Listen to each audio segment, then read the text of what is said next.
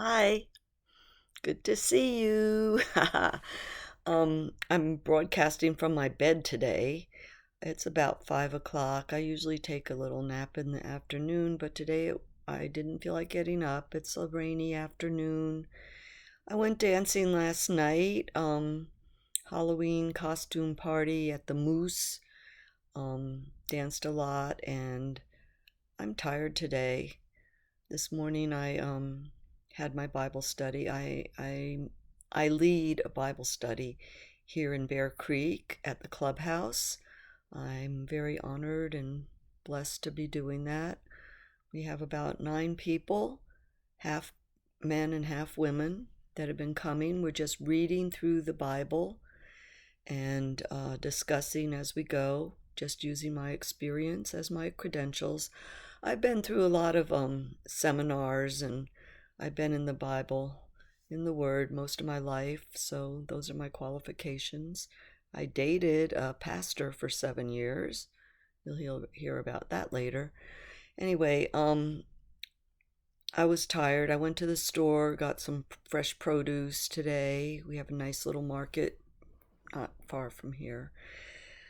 And one thing about retirement is that, for me anyway, and for a lot of people, I've worked so much of my life, always pushing myself to do more, to do better, trying to be responsible and all that stuff. And when you get retired, all of a sudden you don't have to do hardly anything, except the most important things. And it's kind of hard to relax like you want to, you should, you're supposed to. But I always feel guilty when I don't do much. I always feel like I have to accomplish something today.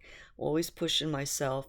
I have now, it's been 3.5 years, and I'm much more into relaxing and taking it easy, but I still have that thing in my head. Every day I have to do something productive, or I just feel like it's just not right. So I usually have a productive morning. Um, if I don't have to do something important, I will do some cleaning or yard work or go to the store or something productive anyway. And then the rest of the day, I might relax all day. So today I was extra tired. I don't know, it's from the dancing, um, but I have this Epstein-Barr disease. It's chronic active Epstein-Barr, and it causes severe fatigue. I've been battling it. I take a whole lot of supplements for it, autoimmune um, supplements to build up my immune system. And um, I have to rest a lot. When it's really bad, when the Epstein-Barr flares up, which it did really severely, I had my worst flare up after my second Moderna COVID shot. I was down for like almost 2 months. Down, I mean, between the bed and the couch, didn't want to go anywhere. I mean, I did my Bible study and my pool exercise. I was exercising 4 times a week, doing aerobic exercises in the pool with a group here in Bear Creek, and I had cut it back to 3. My doctor said, "Be careful, don't overdo it." Cut it back to 3, and I was like, it took me a whole day to recover every time. So I cut it back to twice a week. I'm doing it Mondays and Fridays only. I need it. It's been so good for me. It helped me get through sciatica pain. It helped me get through a torn rotator cuff with frozen shoulder. It has toned me up. I mean, I'm not perfectly toned. I'm still flabby and all that. I'm 69 years old, but I'm definitely better than I was. It's great. It's the best exercise I've ever done in the water. It's really awesome. Full body. And, on the days that I can't do it all, I just do what I can. I do half or do slow motion. But it's been real good. Anyway, today I'm feeling tired, so here I am in my bed, talking to you. I hope you don't mind.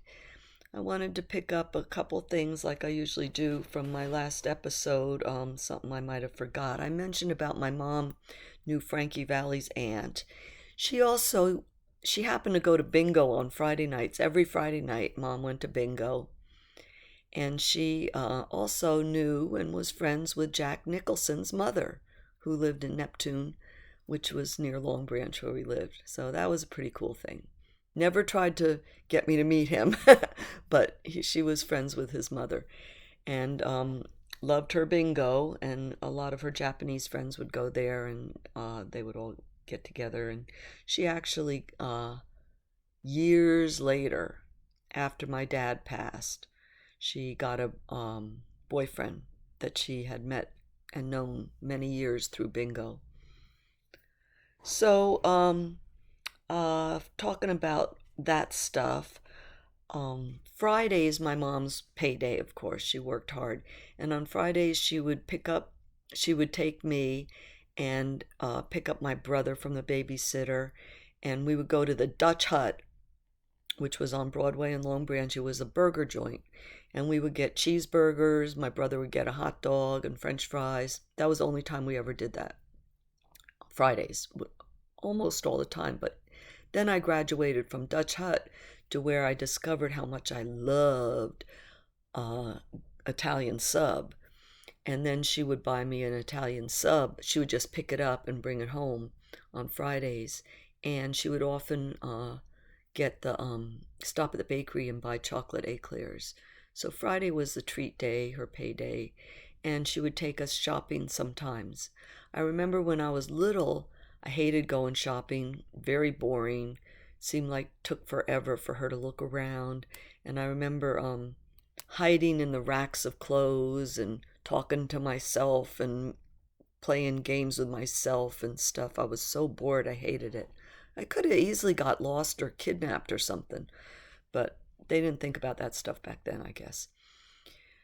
Um, yeah, I remember her having to call me because we'd get separated and she'd be calling out Susie in the store, and I would crawl out from my hiding place and go get with back with her. But then when I got older, because my mom sewed, um, I wanted store bought clothes like all my friends had, of course. And she would rather sew them because she saved a lot of money sewing. And she would take me to the store and I would show her what I liked, what I wanted. And she was so good. Then she would take me to the patterns and the materials section of the department store. We used to go to Sears a lot. And she would show me how she could make what I just showed her on the rack.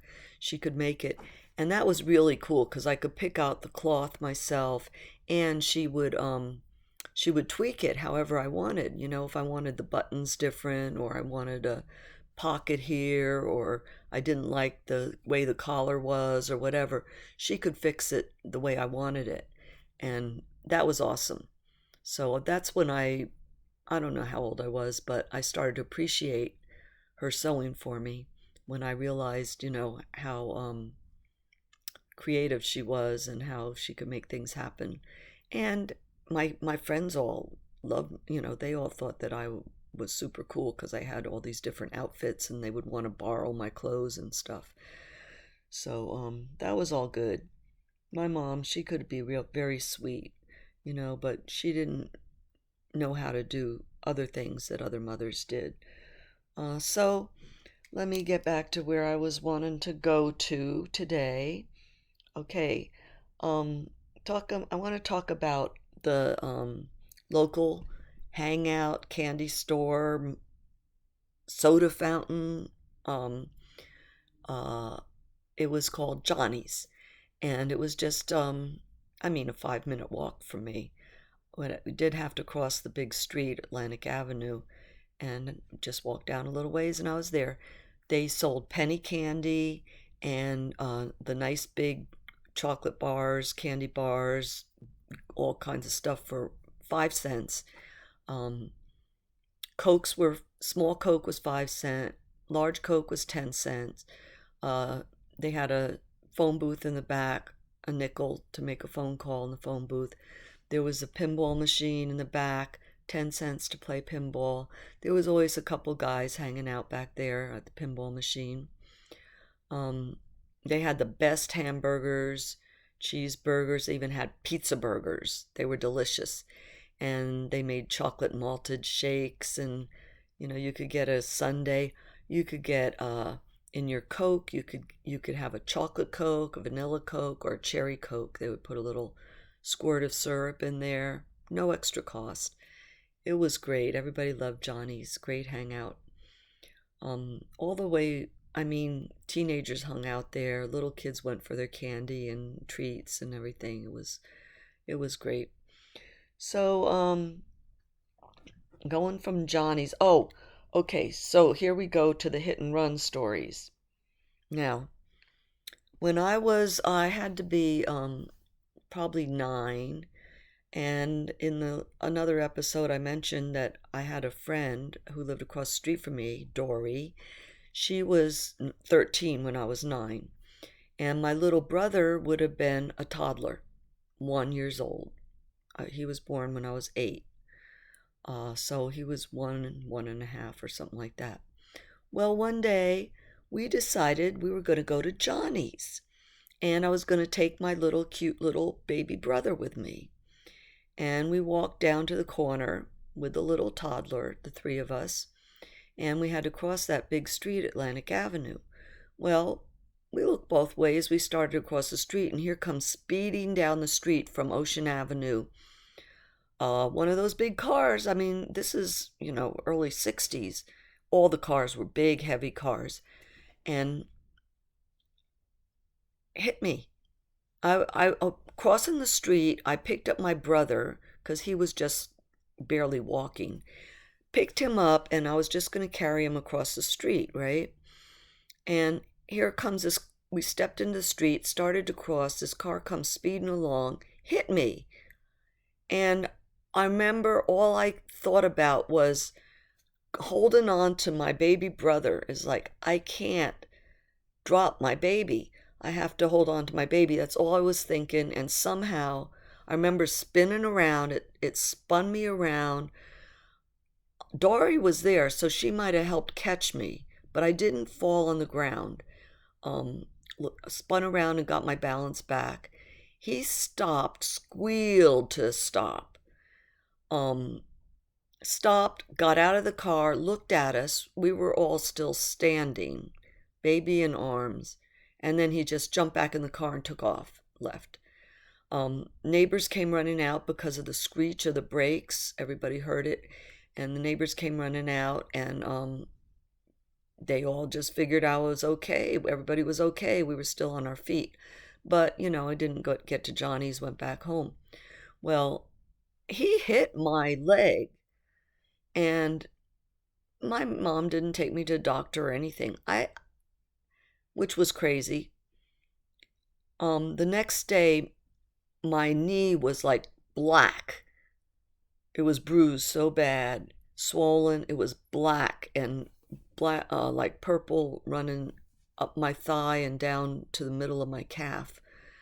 He sideswiped my knee, and my mom didn't take me to the doctor. Everybody just figured I'd be okay. I'm still walking.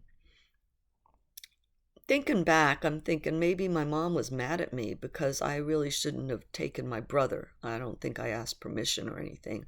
I don't think I told her, because I never used to tell her anything about where I was going. I would just go. And when I came back, I came back. And this time I took my baby brother with me, and I think she was mad about that. I don't remember her talking to me about it or anything. But I just wondered why she didn't take me to the hospital when I got hit by a car. Anyway, another one of those weird things. So years later, when my little brother was probably about 8 years old, he got hit by a car right around the corner, the other corner, the back street, White Street, quiet little corner. he was riding his bicycle, and one of his friends, I was home. I was like 16 when he was 8, right? So I'm home, and one of his little friends comes running, screaming, Brian got hit by a car. And I ran out around the corner, and there was my brother with his bicycle laying in the street, in the middle of the street. And the car was stopped. And again, it was a young driver. The car was stopped, and I just started screaming at him, cussing at him. You hit my brother.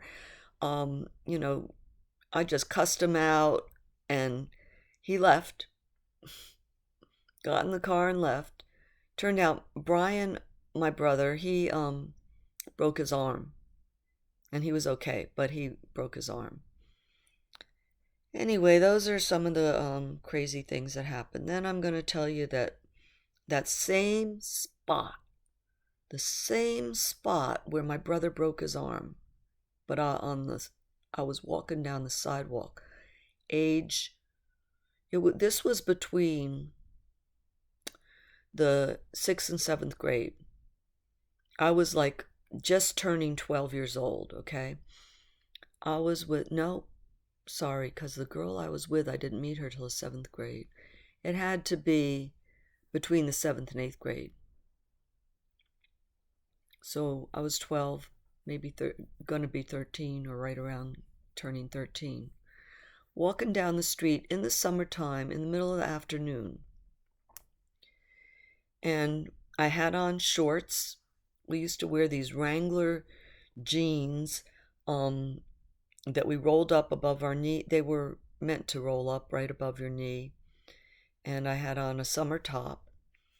And I'm walking with my girlfriend. We're walking to the beach. We were going to go to the Beachcomber, which was a hangout right on the beach.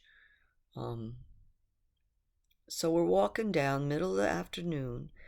And I remember, we're talking, and I turned to my girlfriend, and I was just about to say, I think this guy is following us. There was this guy on a bicycle.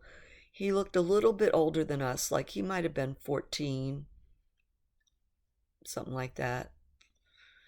He was taller anyway than the boys our age, but he was still pretty young, maybe 15. But he was riding behind us on the bike and going very slow, and he should have been passing us, and I realized that, and I turned to my girlfriend just about to say, I think this guy's following us, and he jumped on me, jumped me from the back, pushed me down on the lawn there. We were walking on the sidewalk, on the lawn of somebody's house, and jumped on top of me, trying to get my pants off. My girlfriend ran away and left me. And this guy's on top of me. I'm wrestling with him. I'm trying to scream. I couldn't scream.